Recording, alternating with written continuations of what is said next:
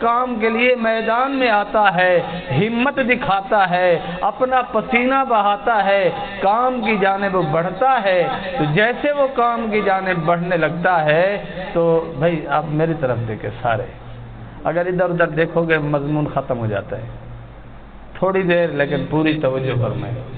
تو بہرحال گزارش کر رہا تھا کہ جب مالک کا بیٹا کام کرتا ہے تو مالک اسے مزدور کی طرح مزدوری نہیں دیتا، بلکہ اپنے بیٹے کو سینے سے لگاتا ہے اور کہتا ہے میرا بیٹا یہ سب کچھ آپ کا ہے، یہ گھر بھی آپ کا ہے، یہ پراپرٹی بھی آپ کی ہے، میرا بینک بیلنس بھی آپ کا ہے، میں بھی آپ کا ہوں۔ لیکن نوکر کو ایسے کوئی نہیں کہتا، ایسے انسان کو نوکر بن کر عبادت نہیں کرنی چاہیے، بلکہ اللہ کا خاص بندہ بن کر عبادت کرنی چاہیے۔ اور اللہ کا خاص بندہ وہ ہے جو اللہ سے محبت کرتا ہو، اور اللہ کی محبت کی پہلی سیڑھی یہ ہے کہ انسان دوسروں کی طرف دیکھنا چھوڑ دیتا ہے، اپنے احوال پر غور کرتا ہے کہ میں کس صورتحال سے گزر رہا ہوں۔ تو اپنے اعمال، جو ہمیں نماز قرآن کی توفیق ہو رہی ہے، اس میں ہمارا ذاتی کوئی کمال نہیں ہے۔ کتنے لوگ ہمارے ساتھ اس سلسلے میں، اس سفر میں ابتدا میں ہمارے ساتھ آئے لیکن راستے میں چلے گئے۔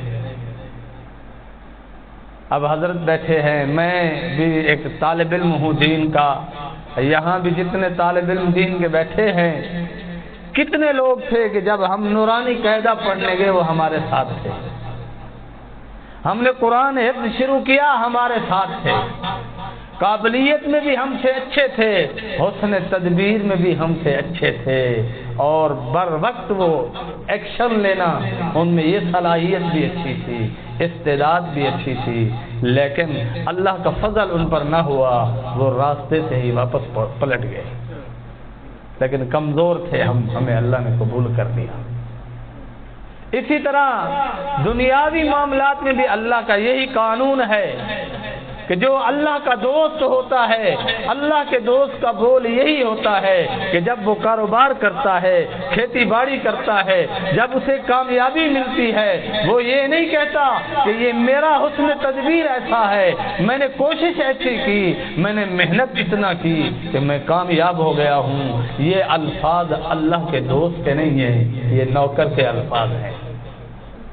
جو اللہ کا دوست ہوتا ہے وہ کہتا ہے یہ محض اللہ کا فضل و کرم ہے، اللہ نے کرم فرمایا، مجھے رزق عطا فرمایا۔ دلیل بھی قرآن سے ہے، وابتغوا من فضل اللہ، اللہ کا فضل تلاش کرو۔ ملا علی قاری رحمت اللہ علیہ نے فرمایا وابتغوا من فضل اللہ، یہ جو اللہ کا فضل ہے یہ رزق حلال ہے۔ رزق حلال کے لیے جب مومن میدان میں آتا ہے تو یہاں بھی مختلف صلاحیتوں کے لوگ ہوتے ہیں اور مالی اعتبار سے مضبوط تر لوگ ہوتے ہیں، میدان عمل میں آتے ہیں، لیکن کئی لوگ ایسے ہیں راستے سے ہی نقصان اٹھا کر خوف زدہ ہو کر پیچھے ہو جاتے ہیں۔ جن کو کامیابی ملتی ہے، کامیاب ہونے والوں میں سے جو اللہ کے دوست ہوتے ہیں، وہ اس کامیابی کی نسبت اپنے مولا کی طرف کرتے ہیں کہ رب کریم نے مجھے یہ کامیابی عطا کی ہے۔ وہ اپنا ذاتی کمال نہیں اس میں گنواتا کہ میں نے اتنا محنت کی ہے، میں نے اس طرح جد و جہد کی ہے، نہیں، اللہ کا پیارا دوست ہوگا وہ دو لفظوں میں صرف اتنا بات کہہ دے گا کہ بھئی یہ جو آپ کو میرے ہاں بہار نظر آ رہی ہے، مال کی، دولت کی، دین کی، یہ صرف اور صرف محض اللہ کا فضل و کرم ہے۔ اور یہ صرف آپ اور میں نہیں بلکہ افضل ترین طبقہ حضرات انبیاء علیہ السلام ہیں، اور حضرات انبیاء علیہ السلام کو اللہ نے جو نبوت عطا فرمائی یہ بھی عطائی ہے۔ نبوت تو کسبی ہے ہی نہیں کہ کسی نے کسب کیا ہو، اتنا عبادت کی ہو، اتنا عبادت کی ہو کہ ایسے اعلیٰ مقام پر پہنچے کہ اس کو نبوت مل جائے۔ نبوت ایسی چیز نہیں ہے، نبوت تو محض اللہ کا فضل و کرم اور عطائی چیز ہے۔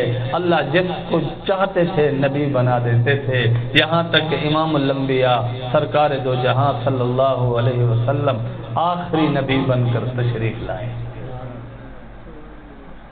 تو میرے دوستو یہ چیز ہے، اور جب ہم ایمان لے آئے ایمان لے آنے کے بعد ہمارا دعویٰ ہے کہ ہم اللہ سے محبت کرتے ہیں، تو فرمایا افضل الاعمال، سب سے افضل عمل اعمال میں سے یہ ہے کہ الحب فی اللہ، آدمی اللہ کی رضا کے لیے محبت کرے۔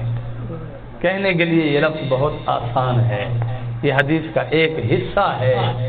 الحب فی اللہ، اللہ کے لیے محبت کرنا، یہ دعویٰ کرنا آسان ہے، لیکن اس پر پورا اترنا بہت مشکل ہے۔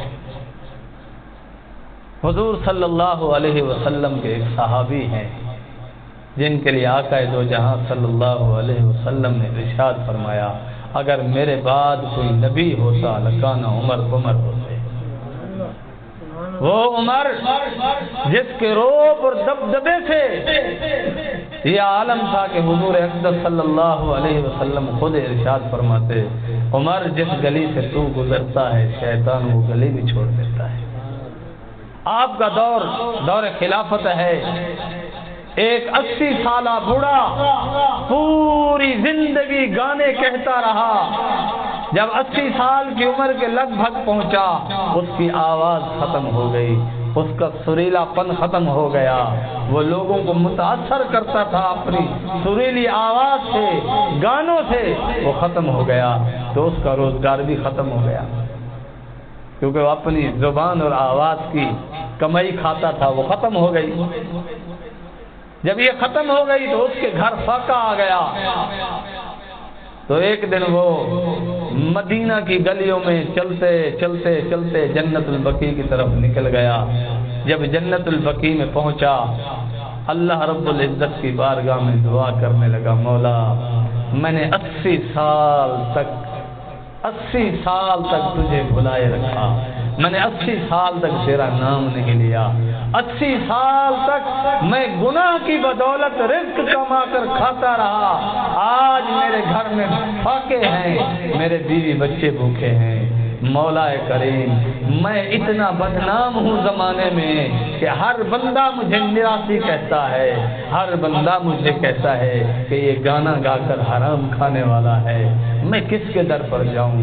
آپ سے میری التجا ہے، میری درخواست ہے، یا مولا کریم میرے اوپر رحم فرمائیے، کرم فرمائیے، مجھے اس حالت پر پہنچ جانے کے بعد آپ ہی ہیں جو رزق عطا فرما سکتے ہیں۔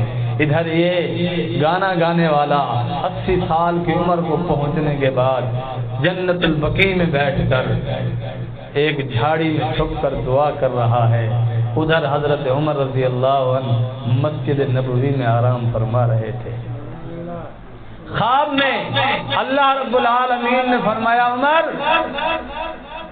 آپ کس طرح آرام سے سوئے ہوئے ہو؟ ہمارا دوست بھوکا ہے، ہمارا دوست مجبور ہے، ہمارا دوست پیاسا ہے، ہمارا دوست مدد کا طلبگار ہے، جلدی پہنچیے جنت البقیع میں ہمارے دوست کے پاس پہنچیے، اس کی مدد کیجیے، جو چیز اس کو ضرورت ہے، جو اس کی حاجت ہے وہ پوری کر دیجیے آپ۔ حضرت عمر رضی اللہ عنہ مسجد سے اٹھتے ہیں، جوتا بھی نہیں پہنا، ننگے پاؤں جنت البقیع کی طرف دوڑ لگا دی۔ جب آپ جنت البقیع میں پہنچے، بھائی کرو یار 2 منٹ کی بات ہے، توجہ سے سن لو بس۔ تو حضرت عمر رضی اللہ عنہ دوڑے دوڑے جنت البقیع میں پہنچے، تو اس جھاڑی کے قریب گئے، تو اس بوڑھے میراثی نے حضرت عمر رضی اللہ عنہ کو دیکھا، دوڑ لگا دی، کیونکہ مشہور تھا آپ کا درہ، نافرمانوں کے لیے، اللہ کا قانون توڑنے والوں کے لیے آپ کا سزا دینا بہت مشہور معروف تھا۔ تو دوڑ لگا دی، وہ بوڑھا کہاں، کب تک اور کس طرح بھاگتا؟ حضرت عمر جوان تھے رضی اللہ عنہ، آپ نے دوڑ لگا کے اسے پکڑ لیا، کہا کیوں بھاگتے ہو؟ وہ بوڑھا رونے لگا، کہا مجھے معاف کر دو۔ حضرت عمر بھی رونے لگے، اے اللہ کے دوست تو کیوں روتا ہے؟ تو کیوں روتا ہے؟ وہ میراثی کہنے لگا میں عمر مجھے معاف کر دے، مجھے نہ مارو، مجھے نہ مارو، میں بوڑھا ہو گیا ہوں، آپ کے درے کی مار میں نہیں برداشت کر سکوں گا، آپ کے کوڑوں کی مار میں نہیں برداشت کر سکوں گا، اللہ کے لیے مجھے معاف کر دے۔ حضرت عمر روئے جا رہے ہیں، فرماتے ہیں بھائی میری تو سن لے میں کیوں آیا ہوں۔ اس نے کہا کیوں آئے ہو؟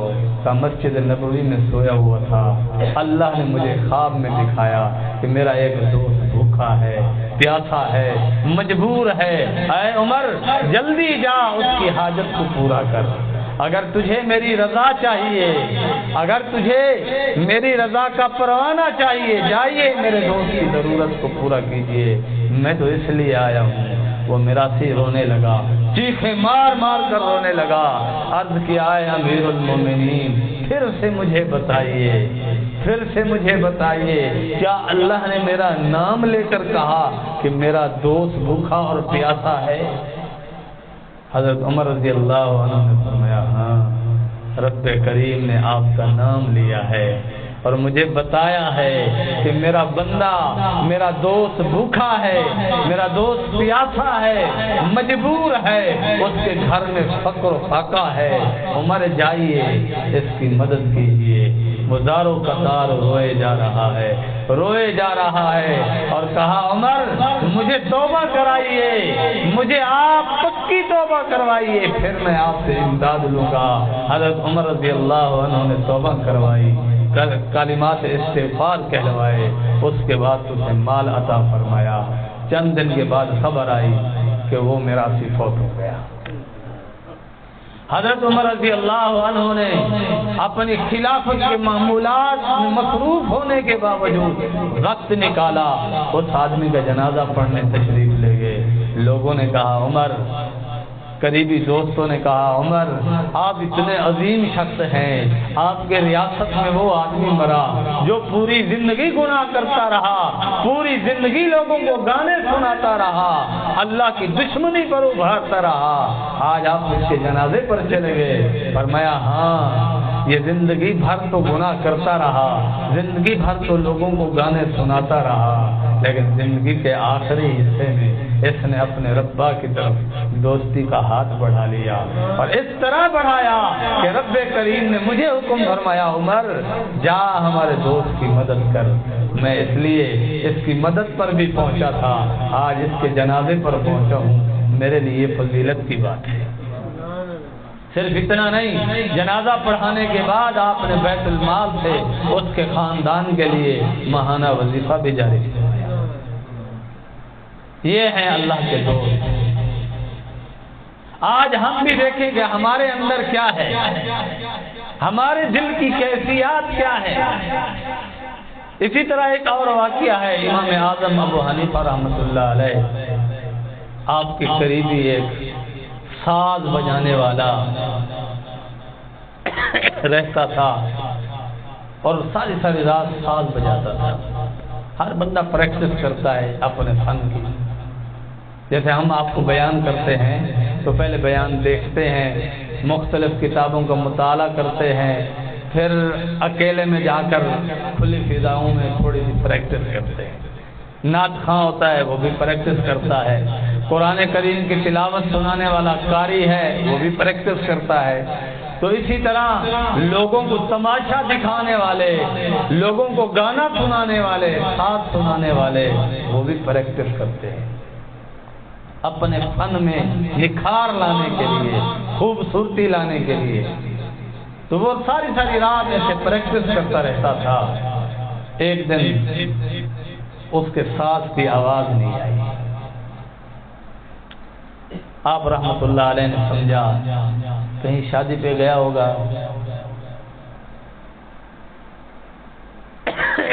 سو گئے، اطمینان سے نیند کر لی۔ دوسری رات آواز نہیں آئی، آپ نے سمجھا شاید کوئی اور شادی پہ گیا ہوگا۔ تیسری رات آواز نہ آئی، آدھی رات کو امام اعظم ابو حنیفہ رحمۃ اللہ علیہ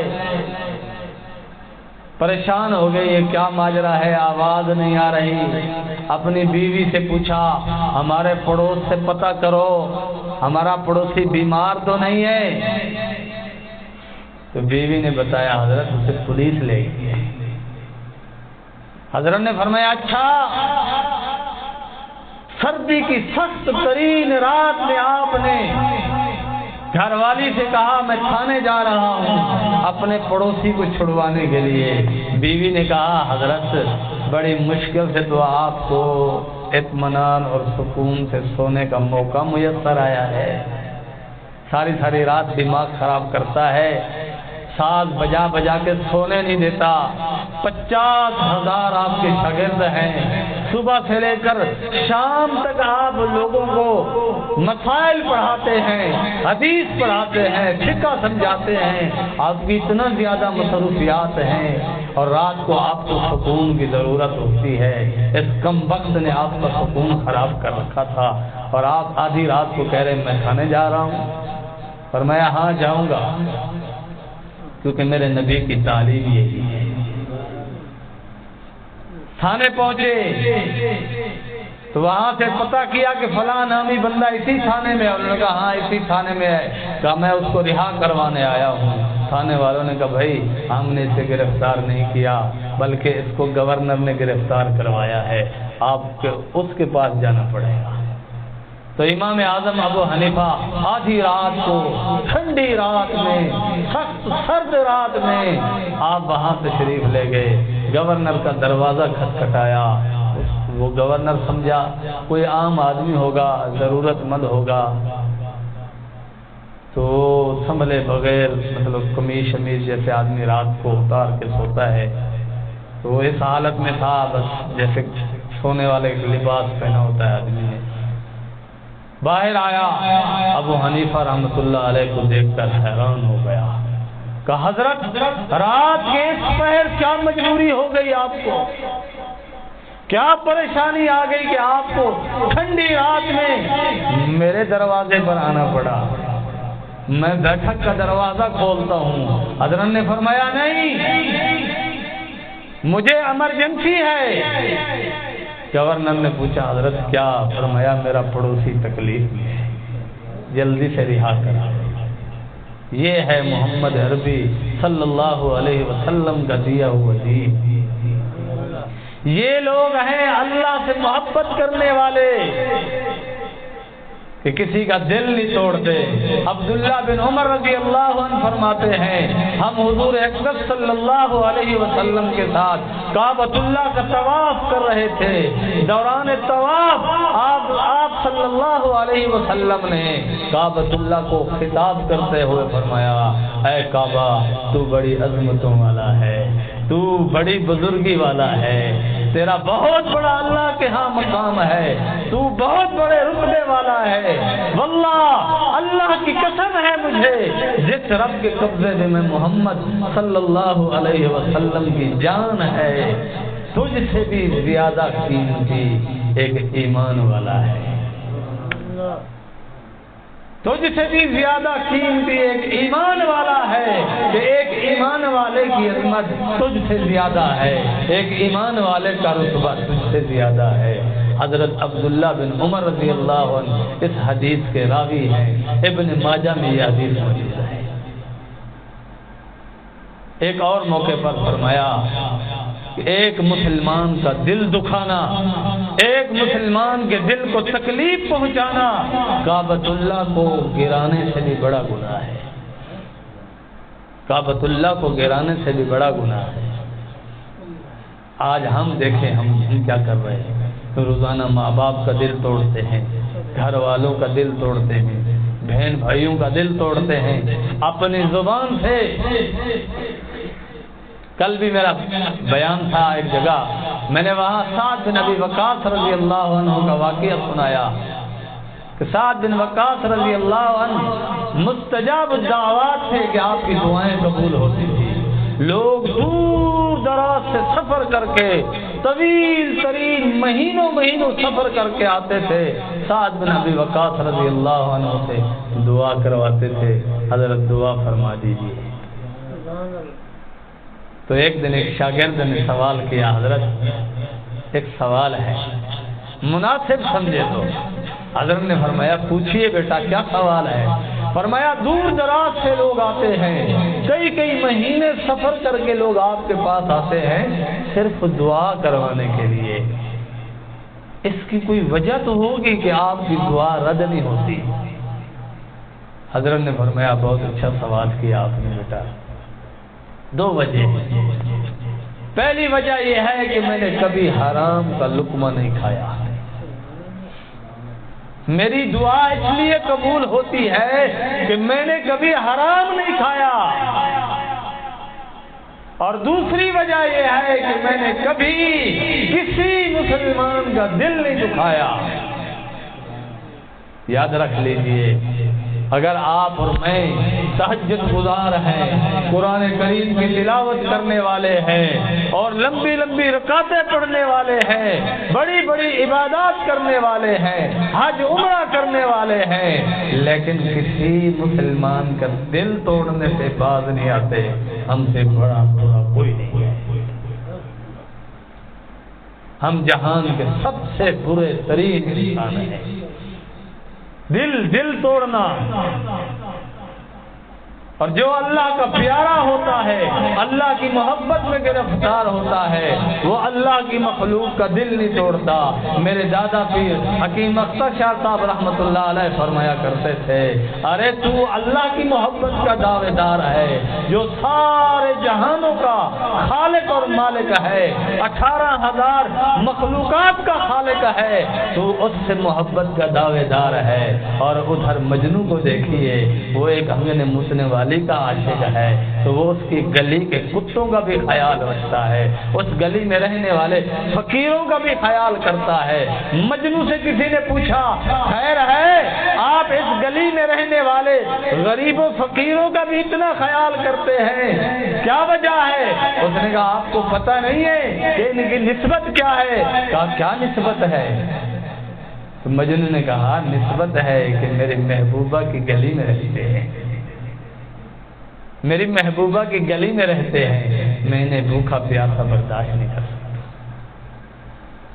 یہ ایک دنیا کی جھوٹی محبت، ایک مرنے والی گل سڑ جانے والی لاش پہ مرنے والے عاشق کا یہ حال ہے۔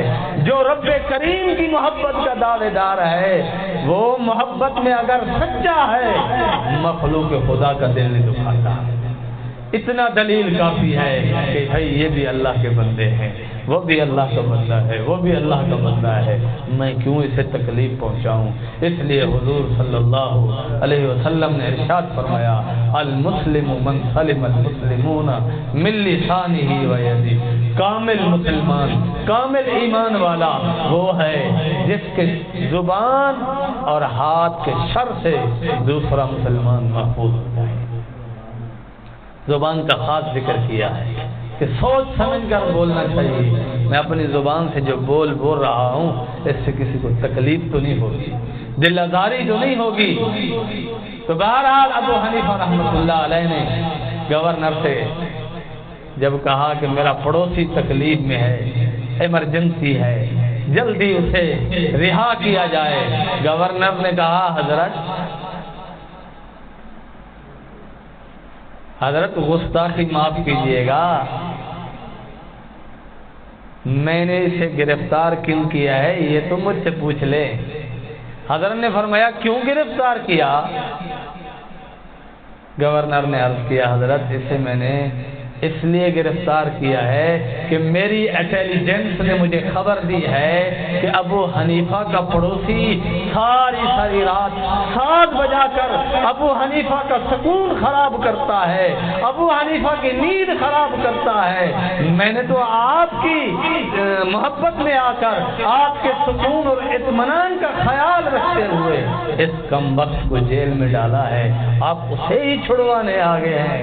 ابو حنیفہ نے فرمایا ہاں اسے ہی چھڑوانے آیا ہوں، اسے ہی چھڑوانے آیا ہوں، کیونکہ میرے نبی کی تعلیم یہی ہے کہ آپ کا پڑوسی تکلیف میں ہے اور آپ کو اس کی پرواہ نہیں، آپ کامل ایمان والے نہیں ہیں آپ کامل مسلمان نہیں ہے۔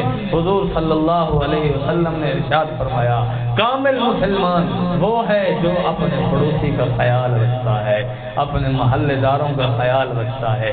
یہ ہے میرے نبی کی تعلیمات۔ اللہ سے دعا ہے کہ رب العالمین ہم سب کو حضور صلی اللہ علیہ وسلم کی پیاری تعلیمات پر عمل کرنے کی توفیق عطا فرمائے، اور اپنے بزرگوں کے صحابہ کرام رضوان اللہ علیہم اجمعین کے نقش قدم پر چلنے کی توفیق عطا فرمائے۔ وما علینا الا البلاغ۔